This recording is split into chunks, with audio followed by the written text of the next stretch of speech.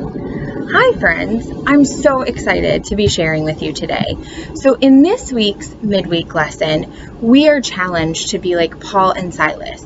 Even when they were thrown in prison, they were still filled with God's joy, and it was overflowing from them. We can look in the Bible and find tons of examples of God giving us his joy, the joy that will keep us filled to overflowing. We can find these in the Old Testament and in the New Testament. We see two examples in the book of Psalms written by David. In chapter 16, verse 11, he says, "You will fill me with joy in your presence." And then in chapter 51 and verse 12, he says, "Restore to me the joy of your salvation." We know that in these two chapters, David is referencing the joy that comes from God, the joy that God fills us up with, that we have when we accept him as our Savior and we choose to live our lives the way he wants to. We can also find references to this joy in the New Testament. For example, in the book of John, we see in chapter 15, verse 11, Jesus is speaking and says, "I have told you this so that my joy may be in you and that your joy may be complete." And again, he tells us in chapter 16, verse 24, "Ask and you will receive, and your joy will be complete." I don't know about you, but I sure do find comfort in knowing that God is the one who fills us with joy. So sometimes maybe I feel like I'm not quite full. There's a little bit of joy missing. I know that it's not about the joy that I'm trying to find, but if I ask God, he will give me joy, not just enough joy to fill me up, not just enough for that little bit that's missing, but he will give me so much joy that it will be overflowing, that I won't be able to keep it inside, that I'll want to share it with everyone around me.